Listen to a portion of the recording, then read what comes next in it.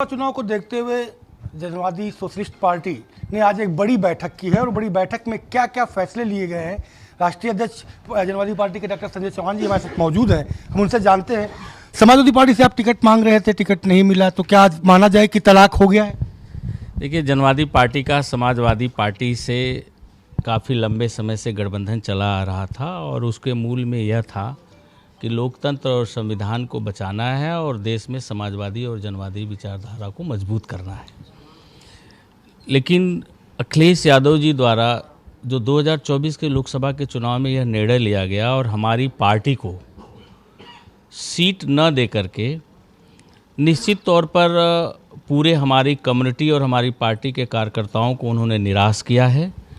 और आज की बैठक में हम लोगों ने तय कर लिया है कि हम जनवादी पार्टी को अपने को समाजवादी पार्टी के गठबंधन से अलग करते हैं और अपने दम पर हम लोग लोकसभा का चुनाव उत्तर प्रदेश में लड़ेंगे। और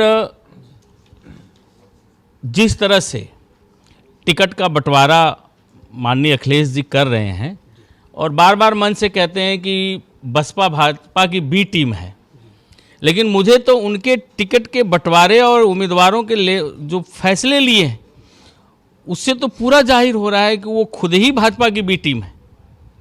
अगर वो भाजपा की बी टीम नहीं होते तो घोसी से वे राजू राय को चुनाव नहीं लड़ाते।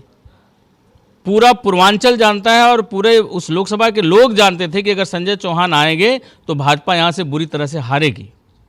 मुझे तो यह भी शक है कि बसपा पर आरोप लगता था कि बसपा पैसे के आधार पर टिकट तय करती है। राजू राय को टिकट देने का क्या आधार है? हम जनाधार वाले नेता हैं, लेकिन हमारे पास पैसा नहीं है, इसलिए हमारा टिकट काट दिया जाता है और राजू राय पैसे वाले हैं, उनको टिकट दे दिया जाता है।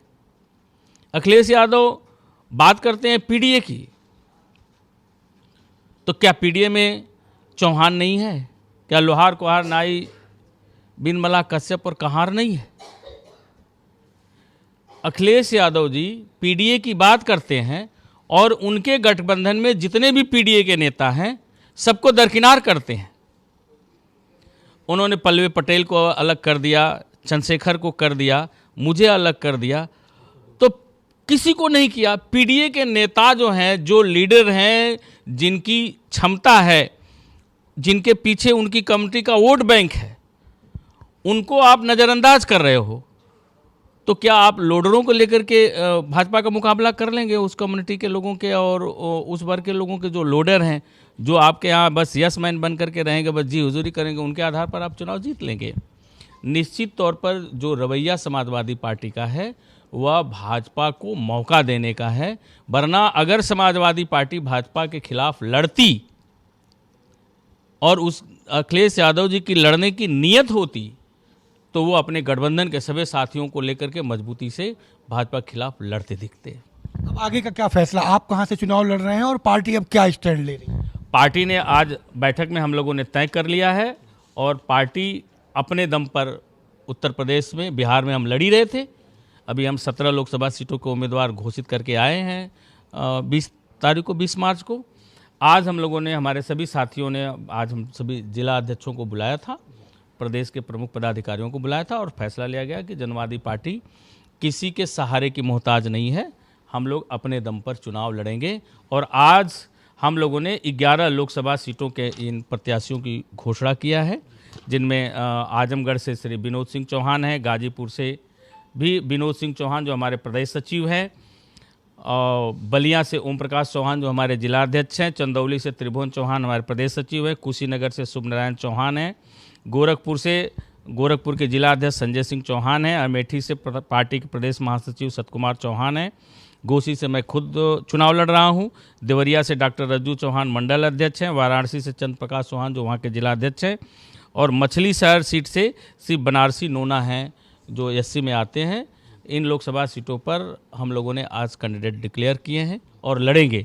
और इसके अलावा भी अगर कोई गठबंधन की संभावना बनती है तो उस विकल्प को भी हम लोग खुले रखते हैं, लेकिन समाजवादी पार्टी के साथ अब हम लोग नहीं रहेंगे। तो क्या अगर माना गठबंधन की स्थितियाँ बनती है तो किन दलों से फिर माना जाए कि वहाँ पर आपकी बातचीत हो सकती है? अभी हम लोग ये बैठ करके 2 दिन में तय करेंगे। हो सकता है और भी बहुत सारे छोटे छोटे दल हैं जिनका अपना एक जनाधार है, उनका मिलकर के मोर्चा भी बनाने की बातचीत चल रही है। तो आगे की जो भी संभावना है 1-2 दिन में हम लोग तय कर लेंगे। और जो बची हुई सीटें हैं, हम लगभग 27 लोकसभा की सीटों पर हम लोग चुनाव लड़ेंगे, जिसकी हम लोगों ने स्क्रीनिंग कर लिया है। और बाकी जो शेष उम्मीदवार हैं उनका भी 2 दिन में हम लोग सूची जारी कर देंगे। तो अब ये माना जाए कि समाजवादी पार्टी से पूरी तरीके से तलाक? अब कोई हमारा संबंध समाजवादी पार्टी से नहीं है। और यह भी मैं आपके मीडिया के माध्यम से ये कहना चाहूँगा कि बड़ी मेहनत से हम लोगों ने भाजपा के खिलाफ अपनी कम्युनिटी और पिछड़े वर्ग के लोगों में समाजवादी पार्टी के प्रति, अखिलेश यादव जी के व्यक्तित्व के प्रति एक वोट बैंक धीरे धीरे खड़ा किया था।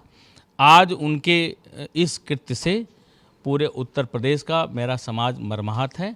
और लोग एक भी वोट मैं नहीं समझता हूं कि समाजवादी पार्टी को हमारी कमेटी का मिलेगा। शुक्रिया हमसे बात करने के लिए। तो आपने सुना जनवादी सोशलिस्ट पार्टी के राष्ट्रीय अध्यक्ष डॉक्टर संजय चौहान का, जिनका साफ तौर पर कहना है कि समाजवादी पार्टी से अब उनका तलाक, और अब सीधे तौर पर वो पूरे प्रदेश में तकरीबन 30 जो है 2 दर्जन से ज़्यादा सीटों पर चुनाव लड़ेंगे। और खुद घोषित से उन्होंने अपने आप को उम्मीदवार घोषित किया है। कैमरा पर्सन एस के वर्मा के साथ संजय प्रताप सिंह, भारत समाचार, लखनऊ।